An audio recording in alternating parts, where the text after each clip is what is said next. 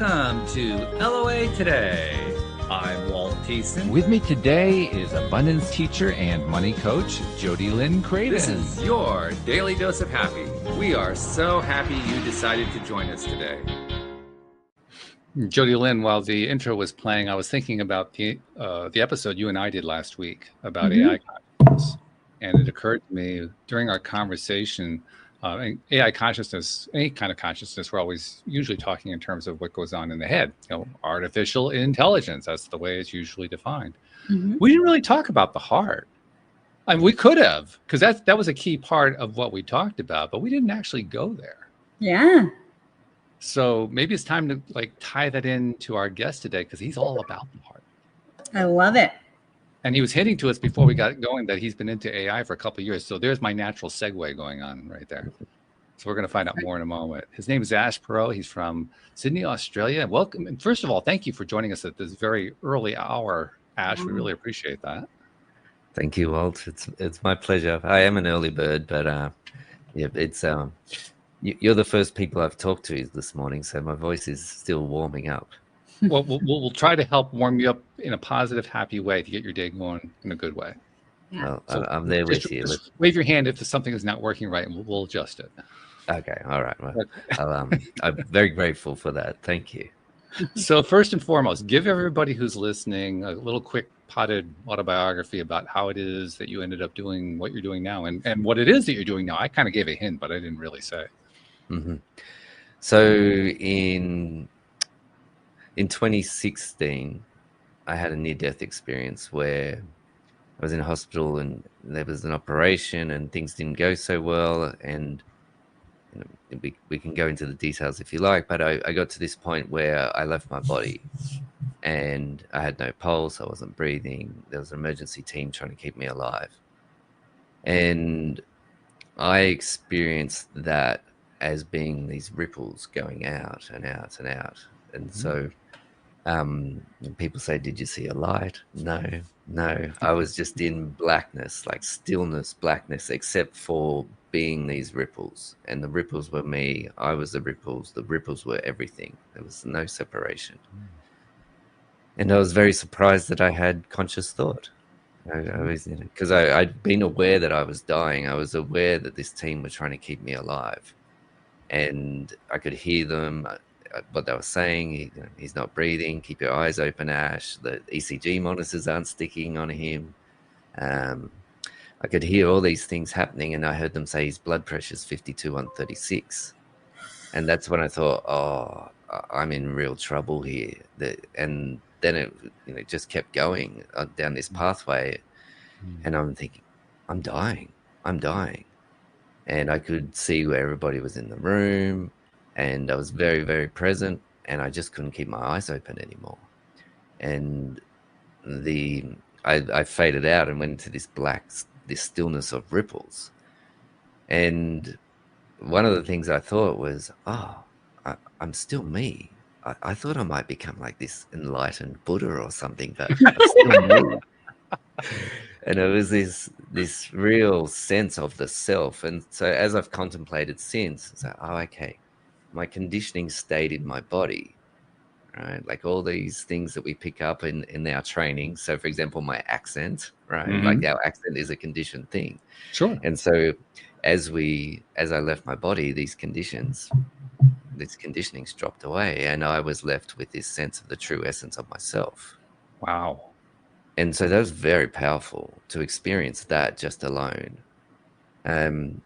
And I was bargaining. I started bargaining because I didn't want to leave. And I was really saying, I want to stay for my partner. I want to stay for the kids. And I was still dying.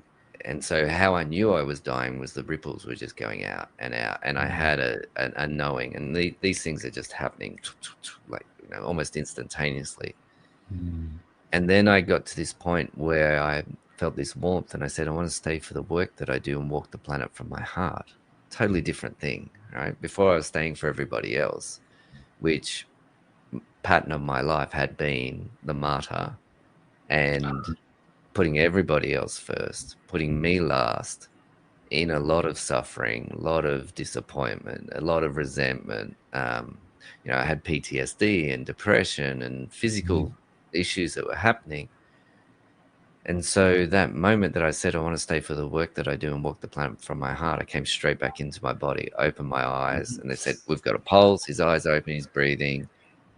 I had level 11 pain, just off the scale, because what had happened was I had an internal bleed and I'd lost so much blood that the blood was pressing on my organs. But there was part of me that was still able to be grateful that I was back.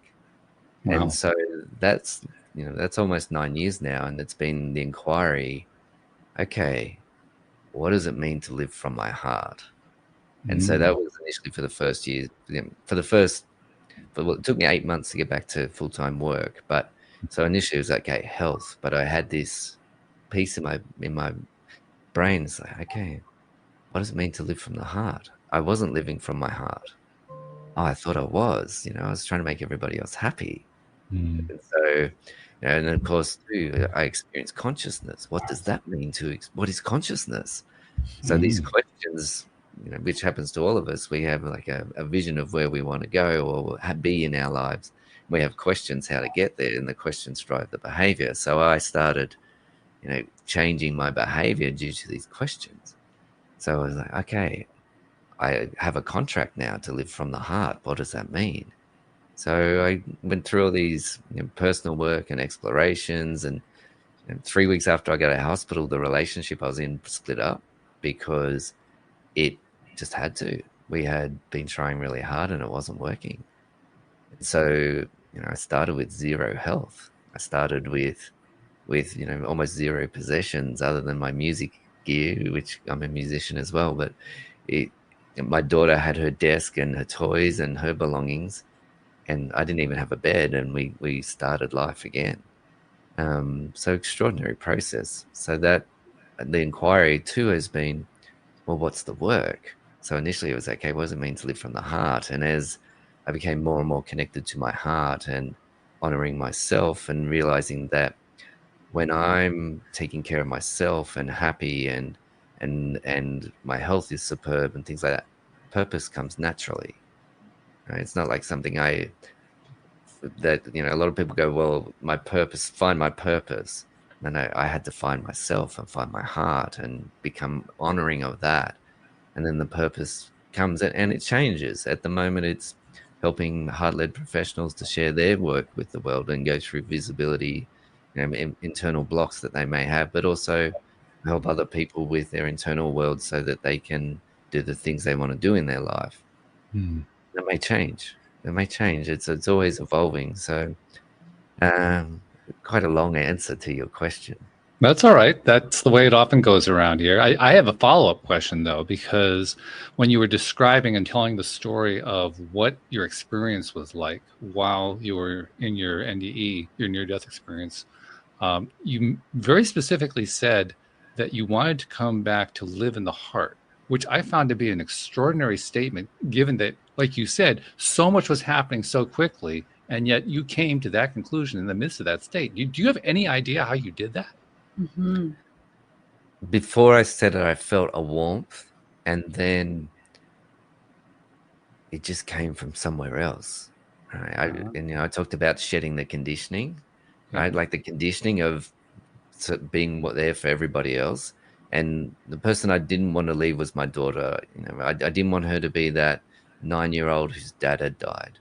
Yeah, it was just like, no, I don't want that for her. But that, I think that dropped away too. And that sense of self, and there was a connection to my true nature that came through. And so I often say it's like the soul's fingerprint. We all have this unique fingerprint that is us. I got to experience that as me and realized that was unique. So when you said that you were wanting to live in a heart-centered existence, what you were really trying to express was you wanted to live in that true personhood that you had discovered once everything had been stripped away, and you liked it. You liked what you saw there, and you said, I want to live this way. Well, and I realized it was unique, and I realized that, this is me. This oh, okay, I just have to be that. And of course, Mm. love it when somebody says, I just have to be that, right? It does And have then, to, yeah, of course, yeah. yeah, it's okay. I'm not doing that anymore. I'm going to be this way. So, yeah, many, many, many, many challenges and amazing support as I've gone through and been blessed to learn from many, many extraordinary people. Mm. Uh, I yeah. understand that. And you mentioned that you're a musician. I'm also a musician, private musician. I haven't played out in 4 decades, but I'm an at-home musician, a closet musician, if you will. What do you play? But What? I play keyboard. Um, Beautiful.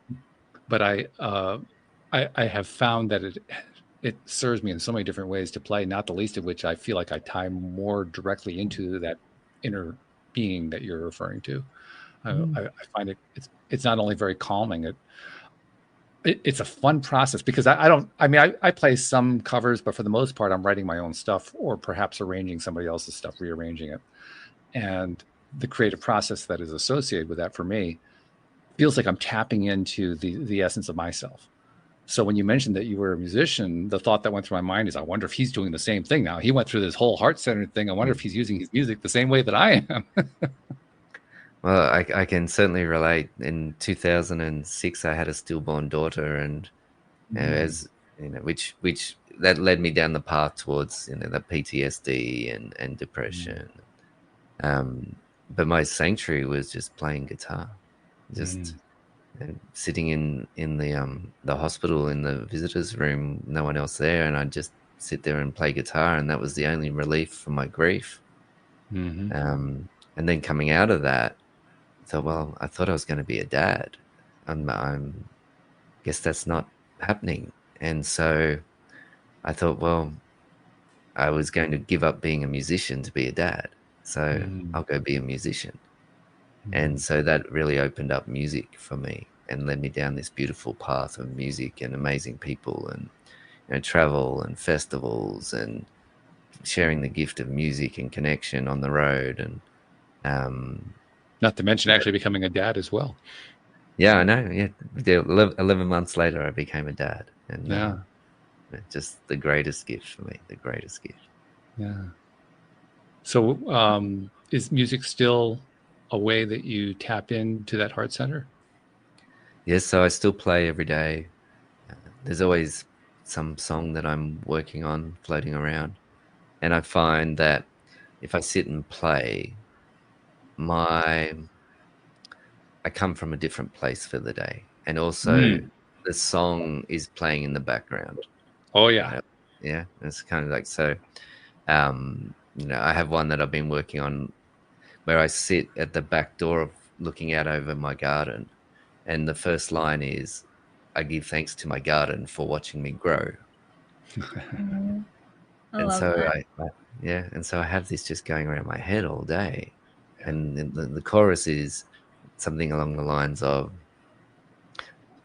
"These choices that I am making feel good," and so that as a mantra as I go through the day.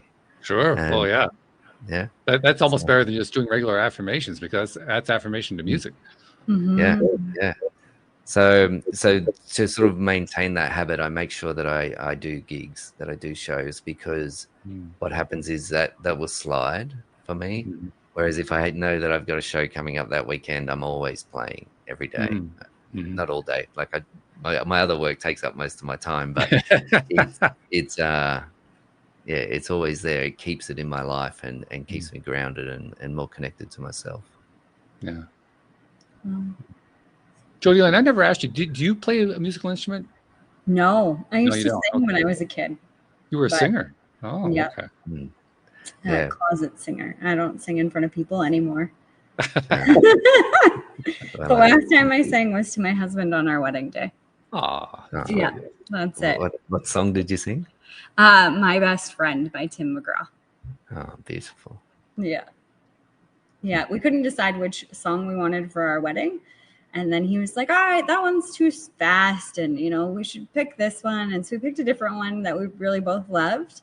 And then that sparked the idea of like, I should sing the other one to him because the lyrics really speak to my soul of, him being my best friend and being there for me in a way that I've never had. And so I was like, okay. And I recruited a friend and I was like, okay, so I can sing, or I used to be able to sing. And how about I sing for you and you tell me if I'm crap? And if I am, I'm not going to do this.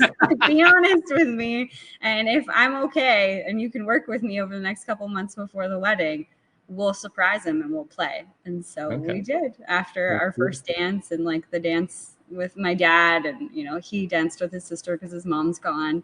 I went to the like back and prepped, and then he got on the dance floor and I sang to him. Fantastic. It was a total surprise. But he can play like almost anything, like, well, pretty much anything by ear, which it's fabulous. Yeah, he can hear a song and pick it up and just like pick up a guitar or a keyboard, like pretty much any instrument really. I've seen him do it with. That's cool. He just picks it up and he just starts playing with the chords, and then all of a sudden 5 minutes later he can play the entire song. Yeah, that's the connection that we were talking about. Yeah, when you're connected to the music that way and it's connected to who you are as a person, it becomes easy to do that. It sounds perhaps strange to somebody who's not a musician. Ash, I know you've done it. I know I've done it. I mean, just about every semi-serious musician I've ever met does it to one degree or another, because that's just part of what it is to be a musician. Yeah, it's a language. Totally.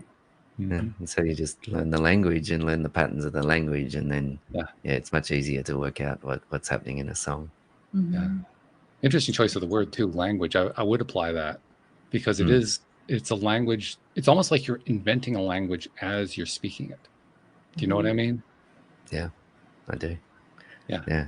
And that's you know, I haven't had many. My main instrument is guitar, and I play slide guitar, and lots of those sort of things, that stringed things. Right. I played guitar, but I haven't had many teachers. It's been me working it out for myself, which that's generally what I do. Is I just sit down and go, okay, where are we going today? All right, let's have a play and see what happens. And because of that, improvisation has become a strength for me. And I speak to classical people that have learned off sheet music. It can be very difficult for them to improvise. I can't even read music at all. I can look and go, oh, there's an A chord or a D chord, but I can't read music, and so it's been all by ear. Wow. I understand, and I appreciate that. I can read music, but I also know basic, chord structure and chord litigation. Yeah, like the other word, the word that means you write it down. But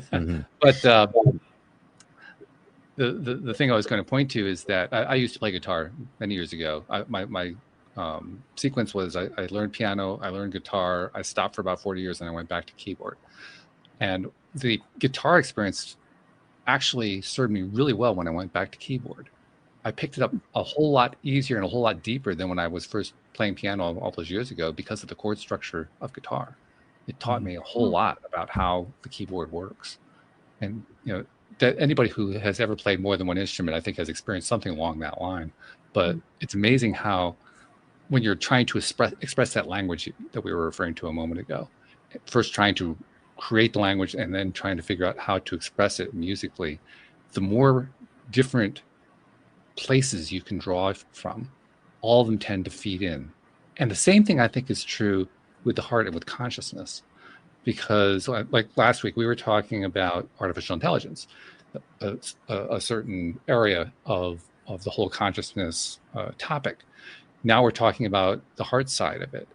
And the two connect in so nicely in so many different ways that they feed each other when you draw from both of them. That's what my experience has been. And I'm curious to know what your experience has been along those same lines. But more than that, you've turned this into a practice. You're helping people. You're a coach. You're a mentor. You have a number of different roles that you play. And so I'm wondering, this is like my long-winded way of getting around to, how do you tie all this together? I don't. It just gets tied together. It's just being open and listening. So, I had my near-death experience because I didn't listen. I was in a relationship where at the start it was beautiful, it was loving, it was kind. And then over 5 years, it became very confrontational, and as much as we cared about each other, it just didn't work. My inner guide was saying, leave, what are you doing?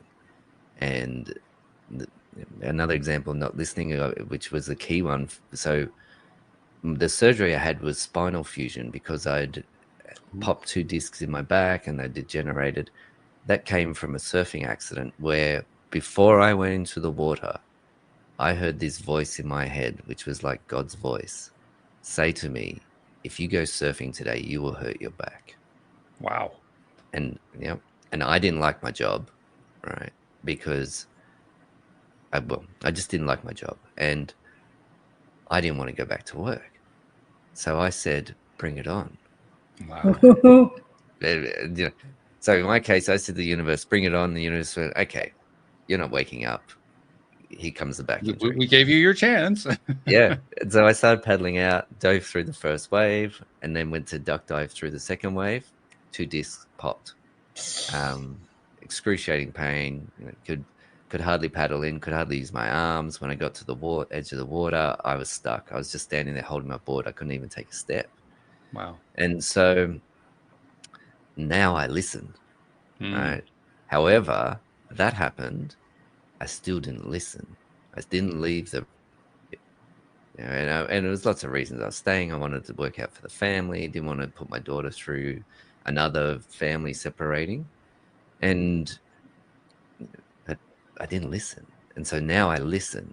And it's more like I listen. We could describe it as the heart, but it's also listening to guidance that comes from somewhere else.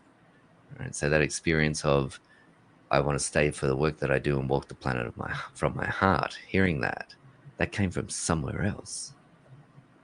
Right? And so if I listen to that, life has become extraordinary. I've been married for 5 years, phenomenal health, amazing experiences, adventures, phenomenal people that I get to work with and help. And I'm just so happy, so happy. So that's what I do. I just listen. And sometimes I'm not a good listener. A friend of mine just had a fall recently. She was rock climbing, and she fell. And luckily she landed on some trees as she was falling. And I messaged her. I said, well, as we know, the more we listen to guidance, the softer the fall. And so sometimes, there's things that don't go right because I haven't been tuned in and truly listening. And so I find that's one of the ways, the universe, whereas, I was such a bad listener, the universe said, okay, well, you're going to have to die to actually listen, and you may not wake up and have the opportunity. So for me, that was my last chance to wake up. Wow. Did you know that, like, when you had the near-death experience and you closed your eyes and you saw all the like blackness, did you know, like, oh, this is my wake-up call? Were you conscious of that thought? No, I just knew that I was dying, and I had all these things occurring very quickly. And it was so, when you're very aware of what's happening, and you can just, okay, I know that was happening, that's what it was like. And there was just little insights going boom, boom. Like, for example, I feel like myself. Oh, okay. And so there wasn't a moment until I came back. And I just put a video on my TikTok yesterday about the moment I realized I had changed from my near-death experience. And I was in the ICU, and I was very ill, and I couldn't move my legs. The nurses would have to move my feet for me. Wow.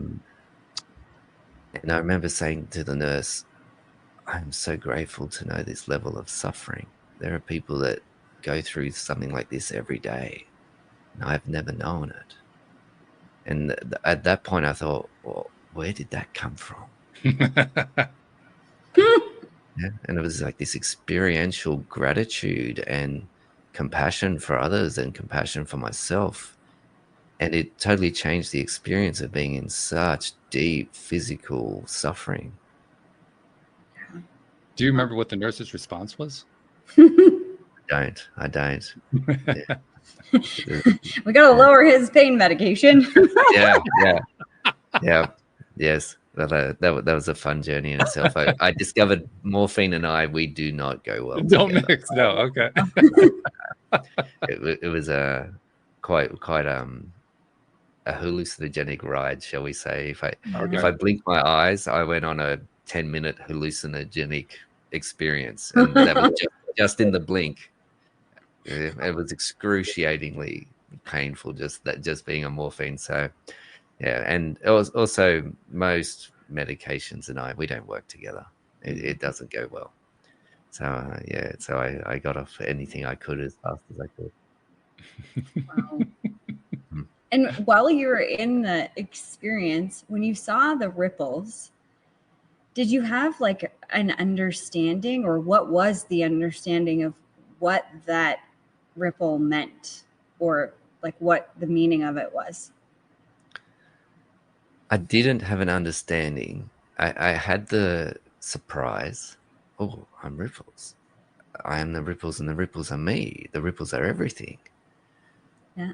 And so since then, it's been contemplating. So there's I love the work of Richard Rudd, and he talks about three ways of being, and there's focused attention, meditation, and contemplation.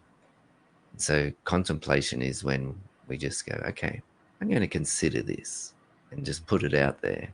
And like there's that story of was it Benjamin Franklin who would sit by the stream and fish every day, and he would fish for a couple of hours every day, but he didn't even have a hook on the end of the line. So that was his contemplation. Yeah. Yeah. So with the ripples, that's been a contemplation. So now what I have heard, we shall say, it's like, okay, we're all ripples. What we do in the world is ripples. What you do with your podcast is ripples. Yeah, these conversations you have, these actions you take in life, these gardens you plant, these people you speak to, you're creating ripples. Yeah. And so that's my work, is to be a ripple. And my work is to help other people be their ripple. And so in that context, gosh, life is simple. I'm glad you brought that up, because that was something that occurred to me when you first told us about the experience and how it was just black with ripples. And the first thought that came to my mind was, well, yeah, we ripple on everything. Anything we give our attention to creates ripples. But you actually had a visceral experience of effectively seeing the ripples. Yeah, well, just that I was ripples, and so we all are ripples. That for me, it's like, okay, that's our energy. That's what our energy form is, ripples. Okay, so how do I be that in life? Well, I drop the conditioning, and then I am that, because I already am that, and the only thing between me being the ripple and realizing that I am the ripple is the mind. So the mind is going to lie to me and tell me I'm not in my heart. The lie is going to tell me all these things, trying to protect me. But I already am the ripples. I already am in my heart. It's just that the mind, I'm believing the mind. So that raises the obvious question, and this is something we've talked about many times here on the show, but okay, you want to live in that inner being, you want to live in the ripples, you want to let go of all the external stuff. How do you do it? Well, see, my particular part was I had to let go of the people pleasing. Yeah, because that's where I had been conditioned, was to people please, to the point where I would suffer deeply and still people please. And so that the conditioning is still there. Like I said, right, we still have an accent. I still have conditioning. It's not, my accent isn't going to change. No, none of us. Yeah. So it's like, okay, how do I work with that? So I don't work on my business. I work with my business. I don't work on my health. I work with my health. I don't work on my conditioning. I work with it. And then having self-compassion, and there'll be things in my conditioning. So one of my frustration points is slow drivers. I live in a city of 8 million people, right? And my life is set up so I don't have to be in peak hour traffic. But when I happen to be encountered, I still have the conditioning, which I remember from my father, right? he would say things like, "Where did this person get their license, in a cereal packet?" Right? He would, and so I still have, there's conditioning there. Say, "Oh, okay, I just got frustrated at that car or that person that I think is in the car. Can I have self-compassion and love for myself in that moment?" And then that helps to dissolve the conditioning. It's like, okay. So instead of the frustration with myself for having the conditioning, making it the conditioning stick, self-compassion, self-love, which is a practice, not a perfection. Yeah. And then just the practice of that, dissolve, dissolve, dissolve, and then come into the heart, true self again. And that's the key word. It's a practice. And practice means you practice it every day. Yeah. Yeah. And sometimes practice goes well. Sometimes practice doesn't go well. As any musician knows. Yeah. Sometimes it's really hard to have self-compassion. Oh, but yeah. Can I have self-compassion for myself when I can't have self-compassion? Like, let's go quantum levels out, right? Right. Yeah. Yeah. Having compassion about compassion. Yeah. That's when you know you're really in your head, right, Jody Lynn? Yeah. There's contemplation right there. Yeah. Yeah. Curious, Jody Lynn, what's the contemplation? I think I'm in a lot of times in my life, I'm in contemplation. I'm always thinking about what am I thinking and why am I thinking about it. So the contemplation is just simply of how can you have compassion when you're not being compassionate, or like when you're in a moment where you're not compassionate. That's a beautiful contemplation to have in that moment or in any moment. Just recognizing that, oh, okay, I can see it. I'm not having compassion for myself. So where do I find it? Or what does that look like? Or what could it feel like? That's the contemplation that I would go into. Thank you. Beautiful. Yeah. For myself, it's more along the line of, oh, I'm doing it again. Just stop it. Yeah. And how does that go? Does that work? Well, if I stop there, it doesn't work at all. I actually have to take it to the next step, which is to find the actual compassion. But first I have to get through that one step. Like, just stop. Just stop that. Just stop. Yeah. Yeah. Yeah. Which can work. Yeah. Like, Well, I need to break up the train because otherwise that train just keeps going. It has a lot of momentum behind it. So I have to stop that momentum. That's what I'm really trying to do with it. And once I've stopped it, which can take a few stops, like stop. No, I said stop. Stop right there. Stop. I have to go through that a few times. And then once I've done that, then I can take a breath, and then I can just kind of calm, say, okay, not a big deal. Everything's fine. Here's the good stuff that's going on right now. Just counting the blessing kind of a thing. And usually that's enough to distract me away permanently from whatever it was I was trying to stop. But not always. Sometimes I have to go through it a few times. For me, I find I'm a better person, coach, I don't know, friend to others outside of myself than I am. Oh, myself. Yeah, of course. I think is true for all of us. Yeah. And I find that the quickest way for me to move forward is to think about that. Like, if this was my best friend saying the same thing, same scenario, whatever it was, how would I help her move through that or see a different perspective? And when I can see it from that place of being a friend, I'm like, oh, okay, got it. I know what my best friend needs. Me, it's easier. Yeah. For me. And I love that you're bringing your compassion for others towards yourself and accessing that self-compassion that way. It's beautiful. Well, I think for me, it's always been easier to be nicer to other people or more compassionate or reasonable or, even just nice to the outer world or people around me. I can find all sorts of reasons. Like, you tell me a problem and what you're thinking, and I can give you a completely different perspective. But it's harder for me to do it for me because I'm harder on me. But when I step into that role of a friend, like if this was my friend saying these same things to me, then what? And then I can see it. Oh, okay, Jody, you need to have compassion for yourself. You need to love yourself. Or like, this was a mistake. It's okay. This is being human. You're going to make mistakes. It's all right. That's a cool tool. I like that one. How would my friend myself, if I'm my own friend, how do I respond to myself? Yeah. That's essentially what you're asking. Absolutely. Because it's no longer, for me, it's not about me anymore. It's about my friend. And then when it comes out of my head or out of my mouth that I would say this to my friend, I can't not take that and apply it back because I don't want to be a hypocrite. Like, I can actually see it with a different kind of clarity now when it's outside of myself. And then I can turn it back and say, okay, this is what I need. Do you feel it differently when you do that? Totally. Yeah. Because I don't have an attachment to my friend. Like, let me give an example. If my friend came to me and it's like, I'm a horrible person, I did X, Y, and Z, I can go to bat for them and tell them 100 reasons why they're not, and how this was an opportunity to learn, or it was a mistake, and like, you're going to learn something from it and continue on forward. It doesn't mean anything about you. And I can separate that conversation, and there's no attachment for me in saying these things to my friend.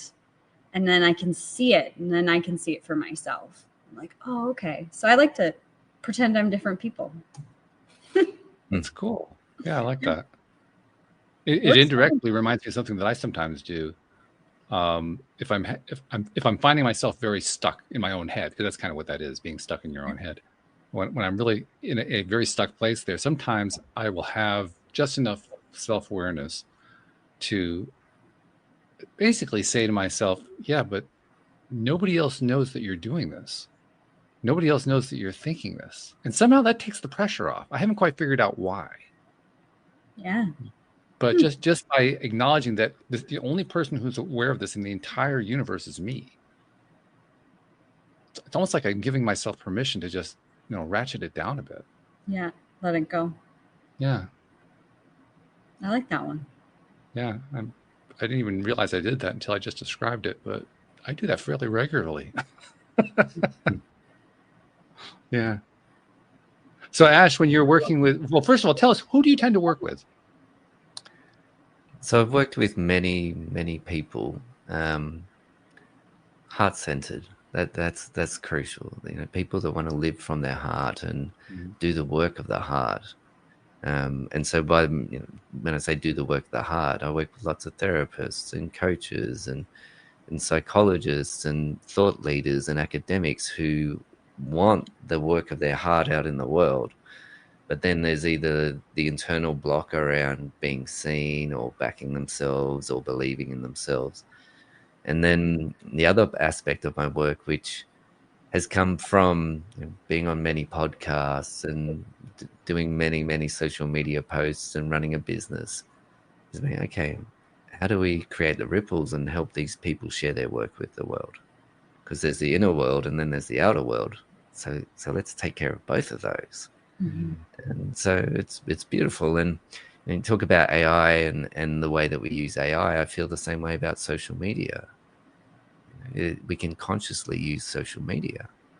And I was scrolling through my social media last night, like just my TikTok feed.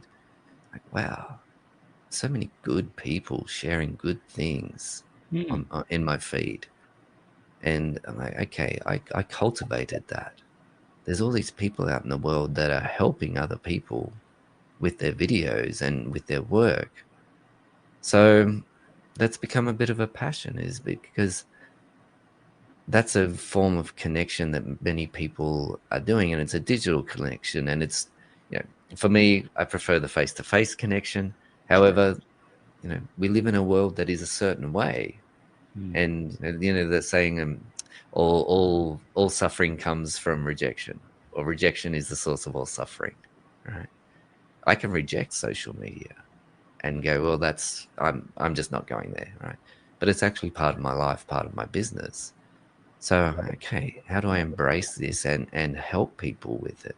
How do we create a higher level of consciousness on the planet using AI, using social media, and make it a form of connection? Because what's going to happen is people are going to become very sick of, well, this is my perspective, I'm interested in yours, well, in general, but they're going to crave human connection.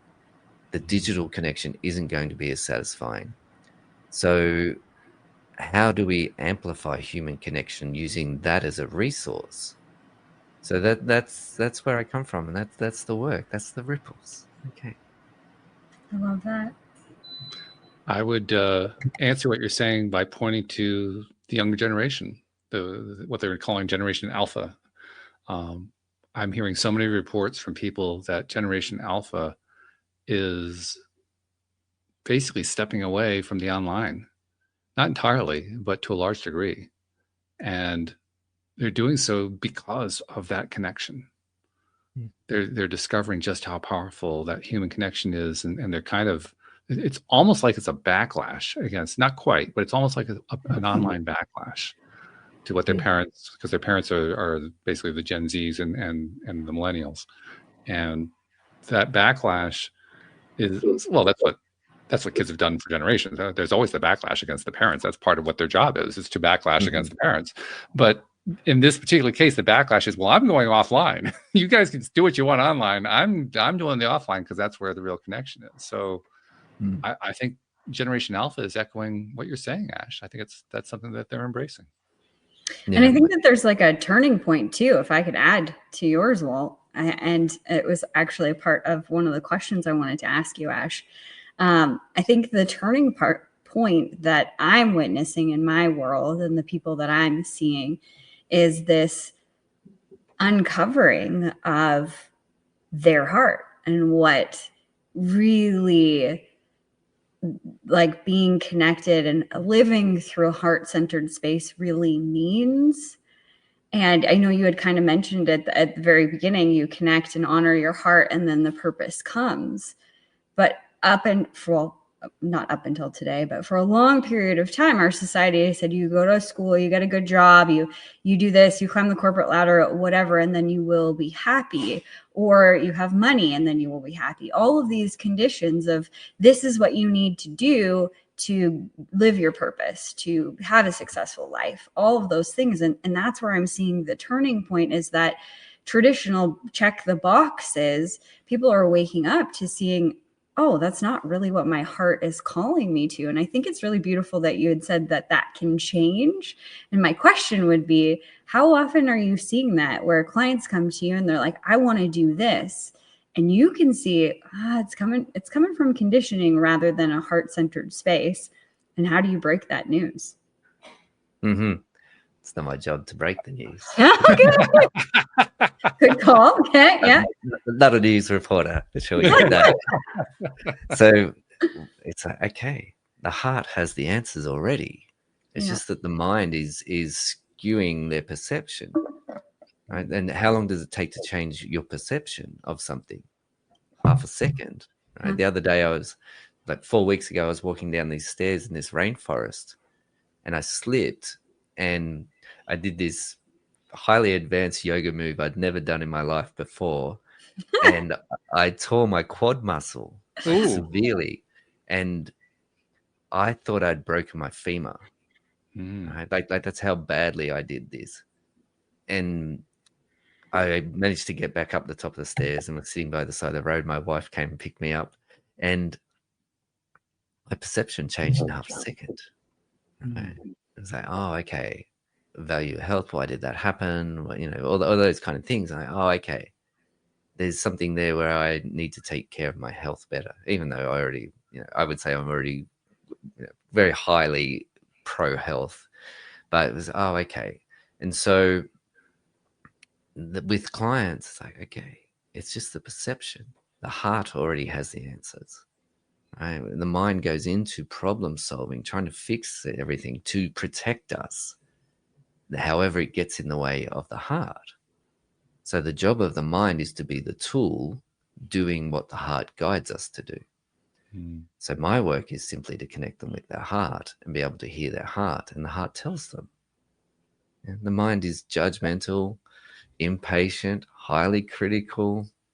The heart, it's patient, generous, loving, all-knowing.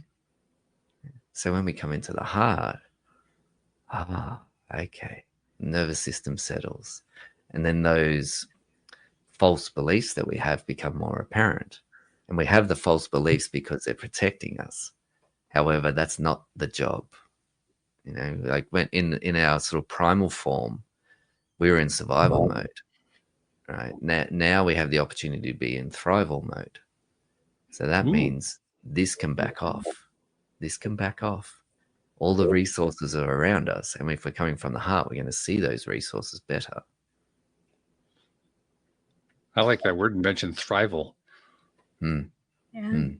Yeah. Thrival. Yeah. Yeah, I like that a lot. That's really good. Yeah.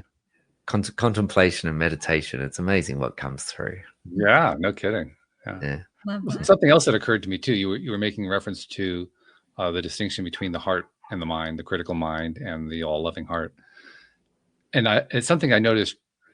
I've noticed it on many occasions. I'm sure many of us have noticed it at various times, but particularly lately, I've noticed it. The ability of the mind to claim to be speaking for the heart. Jody Lynn, I know you encounter that too in your own life with your coaching clients, all that kind of thing. It's amazing how often, though, we'll do that. And we're convinced, we convince ourselves before we convince anybody else that that voice that we're speaking from is coming from the heart when it's actually coming from the head. Mm. And I realize I do the same thing too. It's one of those things that raises the question, like, how do you avoid that? Because if you're trying to live a heart-centered life, you could deceive yourself pretty easily. Yeah. And that's part of the path. Yeah. It's just part of the way is that you will be deceived. And something I observe is the more work people do, the cleverer the mind gets at manipulating and coming up with different strategies for protection. Yeah.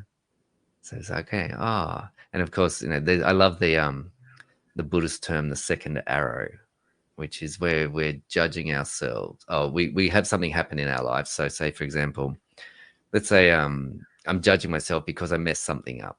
I sent out an email newsletter and there was a typo in it and I forgot to put a link in correctly. And my mind starts going on top of me.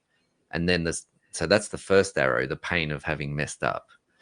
The second arrow, they call it the second arrow, is me judging myself for making the mistake. Right. And that's what makes the pain stick, is the second arrow. That makes sense. So it's okay. We work on the second arrow. The first arrow is gone. Mm-hmm. And then there's this ease. And so we start to see those little patterns of the mind and the familiarity and the self-compassion that leads us to being in the heart more and more and more. So follow the second arrow. Yeah. Yeah. Because that's what's making it hurt, is that we've attached a story to us feeling a certain way. Otherwise, the emotions just come and go. Right? With deep presence, you probably experience this yourself. With deep presence, like, there's anger, gone. Mm-hmm. So for somebody who says they're trying very hard to live in the heart, but they're finding themselves stuck in their head, what do you say to them? Well, the heart's there, and what do you love doing? What brings you into your heart? That's one way, and the other is learning the practice of being in the heart. So if it's playing keys, go play the keys. If it's singing, go sing. And Jodlyn, I would say, you said I was a singer. I would say you are a singer. Yeah, but she's still there. Yeah, she's still a singer. I'm sure your husband agrees that you're a singer. Mm-hmm. I'm sure it's true. Yeah, so that's one of the doorways into the heart, is just doing things you love. It's so funny how we complicate that, or how we put all of these conditions on everything of like, I can't do that because it's not going to pay me money, or it's not going to pay my bills, or it's not going to, build my business, or whatever. It's so interesting how we get wrapped up in that conversation instead of just taking the time to do it. Mm-hmm. Yeah, and then you become more vital and energized and more magnetic, so that the clients you want to attract, they come, because you're actually embodying living from life the way that your unique self wants to live from life. I actually have a really cool story that Yeah. ties in perfectly to this. So I've spent the last probably 5-6 years really like connecting with my heart, maybe probably 8 years. What does my heart want? What do I really love to do? And then building my life around that. So I have a very different life. And one of the things that we do in my different life is we grow giant pumpkins. And so these things are like massive, and it's something we do all summer. And the way off was just this weekend. And I had, I had this idea a couple of weeks ago. Probably about 3 weeks ago. My husband and I were talking, and he was mentoring someone else, and they were beating us in the contest. He did such a good job, and he spent all this time and whatever. And it was just coming to this realization, like, hey, you got to stop mentoring people for free. Like, maybe this is something that we should do. And I got really excited about it and thinking about how we could bring this to the community and kids, and like getting people outside and connected to nature. And I think for me, what I get out of it is the beauty of watching the magic that is possible in our world. You have a seed that fits in the palm of your hand, and by the time the season is over, you need a tractor to pick this thing up. Like, it's ginormous. So it's so magical what is possible. And I want to bring that to people. So I'm obviously really excited about that. And so I decide I'm going to put together this apprenticeship for whoever wants to be an apprentice and learn how to grow giant pumpkins. And like, I put all these ideas together and like reformulate it and finally get to like, okay, this is what we're going to do. I ordered t-shirts like 2 weeks before the way off, and I'm like, I don't know if they're going to come. I don't know. And it's looking like they're not going to come. Like, they're supposed to ship on Monday, and it's Wednesday, and they haven't shipped, and they're coming from across the country. And I'm like, okay, plan B, how are we going to announce this? How are we going to do this? Okay, I'm going to do flyers, and I'm going to pepper the parking lot. And my husband's like, no, I don't want our name associated with a bunch of garbage that's flying around, like you're littering. And I'm like, okay, plan B. Like, what are we going to do now? Like, I really don't know how I'm going to make this work. Tell people about it. And I'm like, okay, well, maybe the food trucks at the fair will let me put up like my little poster, and like maybe the admission booth will let me put up my poster. And yeah, they did. And I was like, okay, well, like that's something, whatever. Right. Then like the 11th hour Friday night, the shirts come in, and I'm like, yes. But it's super cold. So they gave us as growers hoodies that say like pumpkin grower on them, and everybody's wearing those, including my husband. And I'm usually the cold one. I'm like, oh man, how am I going to wear my t-shirt? It's cold. What am I going to do? And I'm like, okay, whatever. I'm going to wear my sweater for a bit. And I had my t-shirt underneath it. All good. I end up taking off my hoodie, and our pumpkin is like next up, or one of the 3 pumpkins that we had. And I was like, okay, I'm going to go get a picture. And, happenstance, I was talking to this other grower who was a lady earlier in the day, and, just telling her about our pumpkins and what we're excited about and whatever. And, never just being nice, being who I am. And so I go up to take a picture of the pumpkin on stage, of like, I'm just, paparazzi over here, like, this is my little baby, taking pictures or whatever. And I've got my t-shirt on that says, want to learn how to grow a giant pumpkin. And the other grower I was talking to, she says, you got to go up there for a picture. And I was like, no, it's fine. I don't need to go on stage. It's okay. No, you got to go. And then the MC, who is a radio announcer for one of our local radios here in Alberta, he's like, you got to come up and take a picture. My husband's nowhere to be found. Like, we grew this together. But I'm like, okay, I guess, whatever. I'll go up. So she makes me go up on stage and take a picture. I smile, whatever, right? And as I'm walking off, the radio announcer, who's our MC for that day, he's like, what's on the back of your shirt? And he reads it, and I was like, it's a giant pumpkin apprenticeship. We want to teach people how to grow. And he's like, want to plug it? In a room full of hundreds, maybe 1,000 people. I'm like, sure do. Yes, I do. So he gives me the mic, and I plug it, and I have all these people coming up to me looking for the flyers and asking me to take a picture of my shirt that's got the information on it. And then it gets even better. We go up there to get our ribbon because we placed in the contest. And as we're getting our ribbon, I had the flyers in my hand, and the radio announcer, he's like, I'll take one of those and I'll plug it on the radio for you. Oh. right? I could not have planned it better myself. Like it was an idea that was born out of excitement from a place in my heart of giving this to the world and teaching people, and it just happened to work out perfectly. So I'm going to just go out on a limb here and guess you weren't cold at all. not anymore. Like not in that moment. I was like, woo! Sweating. Oh God. I was so excited. I had friends who were in the crowd that they were like, that was staged, right? Like you guys planned that? Not one bit. But you know me well enough, Walt, that I've always got something of mine that I can spit out of my mouth that can be a little bit intelligent, at least somewhat intelligent. Well, so very intelligent. Very thank you. I knew exactly what I wanted to say, just in case the opportunity came up. But I never thought that would be a possibility. That was not something I, thought I could drum up. And what you had was a hope, not a plan. Exactly. Yeah. Yeah.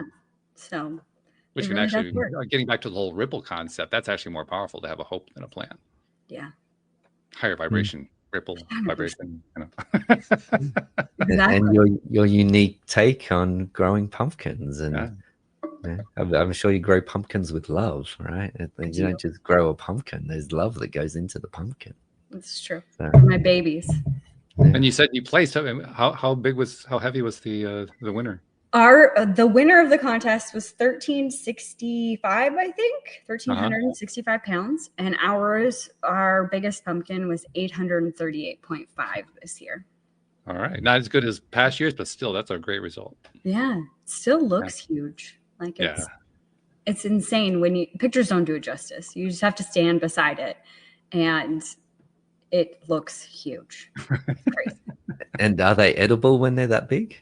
Some people do eat them. I wouldn't eat them only because we take soil health and biologicals and like different fertilizers, like the nutrients that go into it to make it bigger. We take it very seriously. So there's a lot of stuff that goes into the water to help it grow. So I don't know that it's necessarily good for me. It's good for them, but not good for me. So I don't eat them. But the number one guy, he makes pumpkin pies out of his. He does, really? Yeah.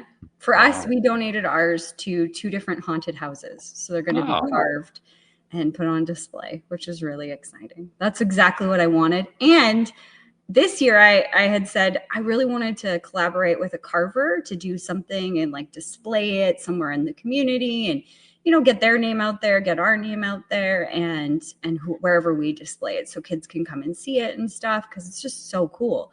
And I couldn't find somebody to work with on that front, but I hadn't given up. I just put it out there and was like, okay, I hope that somebody comes into, my inbox essentially. And that's exactly what happened. On Sunday, I got an email from a professional carver saying that she wants to collaborate with us and can we do workshops, and all of these ideas are flowing for the next year. So it's exciting.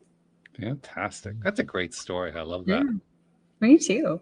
And it fits in perfectly with the theme, because Ash brought in the theme of being in your heart. You stayed in your heart the entire story. Yeah. Congratulations, by the way, on that. Thank you. It wasn't easy because I was like, I don't know. I mean, even like getting the apprenticeship stuff, like I tend to like go really big with my ideas. And then my husband's like, okay, you got to come down a little bit. Like that's like 70 million hours of work. And we're already doing a lot next year. So maybe we scale it back and just do something a little bit more manageable. And I'm like, oh, okay, fine. Yeah, that happens in our house too. Yeah. Except it's me. Come back. One, just focus on the one thing. Okay. Yeah, just focus on the one thing, not the 1,000 things. Yeah. It's really easy for me to go big with something and get really excited. Yeah. That's good though, because even when you're getting excited about a whole bunch of things, it's excitement. Excitement is the most important piece of it. So you may not end up doing all of them, but just getting excited by itself is going to pay dividends of some kind. 100%. And yeah, it's a good idea to focus on one. That's always more powerful. But you don't lose anything with the other. That's the good part. Yeah, and it doesn't mean that we can't do them the following year or whatever. Yeah, sure. The idea is still there. Well, Ash, look what kind of a conversation you inspired here. This is pretty cool stuff. I know. I love it. I didn't even know there was a pumpkin scene. Oh, You think we knew? oh, it's big. I don't know about in Australia, but I'm sure that there is giant pumpkin growers. Now it's going to be my mission to find out. Okay. Okay. All right. Because there was a new record in England, well, world record broken this weekend by a couple of guys who I think they're in England. I'm not exactly sure, but somewhere around that general vicinity. Their pumpkin was like 2,800 something pounds, taking the world record. Wow. Yeah. So big stuff. Yeah, it is. It's awesome. Congratulations to them. Yeah. Our hour is up, which always is a sad point, but the happy point is how we gotten here. Ash, there are three things we'd like to do at the end of every episode, and first and foremost, we want you to tell people how, if somebody wants to work with you, somebody wants to maybe share stories, they want to become more heart-centered, they want to go further down that path. How do they find you? So social media, Ash Perrow. TikTok's my main channel. I have almost 500 videos up on TikTok, and wow, really great community there. There's a lot of conscious people sharing content on TikTok. Most people think it's a dance, the Chinese dance platform, right? But it's the reality is very different there. So social media, Ash Perrow, ashperrow.com.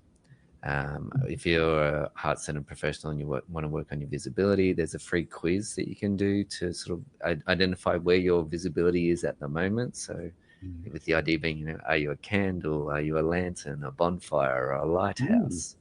Like how much of your light is going out into the world? And from that quiz, you can identify, okay, well, these are my next steps.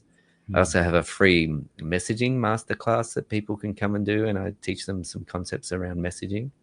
Okay. And I also have a workshop where people can come and learn how to use AI to create conscious content and share their message with their audience so it connects with their audience. So, for example, if you want to connect with pumpkin growers, it's like, okay, what are the language of pumpkin growers? How do you connect in with pumpkin growers? And so teaching people how to do a deep dive on that and really, because connection, it's about connection and trust and authenticity, not about role playing and being something else other than you are and coming from the heart. So that's that. And also the one-to-one work, if people want to connect with their heart, they can see at ashperrow.com there's opportunities to contact me through there. So that's really the first stop is ashperrow.com. Yeah. Thanks, Walt. Yeah. Okay, good. Second thing we like to do is I like to go to Jody Lynn to kind of tie everything together because she's so good at it. As you can tell, I mean, she's a fabulous storyteller like yourself, but she also knows how the stories come together. So Jody Lynn, how you been thinking about it? Oh, I think today is such an important and pivotal conversation, not only now, but just in general. People need to hear this conversation about coming from your heart. And I love how we went from talking about being heart-centered to how it ripples out and what it actually looks like in your everyday life. Because I think in our society, and I've talked about this already, I think we're taught a lot of conditioning on the way things should look, the way that they should feel, or the way that we should act. And Ash, the work that you're doing is so incredibly important because, as you said it's so simple. When you connect with the heart, when you are driven by that heart space, everything else falls into place. And it really is that simple, but yet it is so incredibly profound. And the ripple from that message is so divine. So thank you for that today. Thank you, Jody Lynn. And thank you, Walt. And Jody Lynn, thank you for inspiring me to go to a pumpkin festival. I can't wait. Yes. Yeah. You're welcome. There you go. There's another victory for today. I love that. Final thing I like to do with every episode ties in perfectly with the experience you had in your near-death experience, where you experienced yourself as ripples. Because what I like to talk about is the ripple effect. And it's the ripple effect that's tied to the 21st century. I mean, you're in Australia, she's in Canada, I'm in the US, and we're having this conversation like we're sitting in the same living room. That was not possible 30 years ago, but it's possible now. You're on TikTok. There are the social media channels that people regularly frequent. That wasn't existing 30 years ago. It now exists. And as a result, there are many, many people now who are sharing from their heart. They're sharing what they've learned, what they found to be valuable with others, and they're passing messages along to people that they don't even know. And it's a wonderful thing that that's happening. The thing that seems to be missing from my perspective is getting credit for that. So, Ash, on behalf of those people you've never met, never seen, never will meet, never will see, who you've been helping in ways you didn't even know about just by doing your TikToks, by coming onto this podcast, other podcasts, on their behalf, thank you for what you're doing, because you're making a difference in this world. Yeah. Thank you, Walt. And that really landed in my heart. Thank you. Beautiful. Thank you. Yeah, thank you. I hit the target. I love it. You did. You nailed it. You made me teary. Look, my eyes are going all teary. So thank you. All right. Yeah. 100%. I love it. So something I show in my workshop is what it's like to talk to a room of 10 people, and then what it's like to talk to a room of 500 and 2,000. And then my first sort of video about my near-death experience, there was 70,000 people, right? Like a stadium of people. And last year on TikTok, I had 2 million people, which was 29 football stadiums of people benefit from the content. Right? So it's like, so what you said then, and most of those people I never, ever, ever, ever hear from. Nope. Right? So thank you, Walt. Thank you. You're welcome. Thank you. Thanks for joining us. Thanks for sharing your story. And we wish you all the best going forward, because I'm sure you're going to touch many more millions after that. Oh, thank you. And what a beautiful podcast you have. Like, really love it. Really love it. And yeah, thanks. What an honor to be your guest. So thank you. We love it. I'm going to be doing it for years. I think Jody Lynn's going to be here for a long time too. Yeah, we love it. This isn't going to stop anytime soon. Yeah, so thank you very much. Thank you, podcast listeners everywhere. We will see you all next time here on LOA Today. Goodbye, everybody.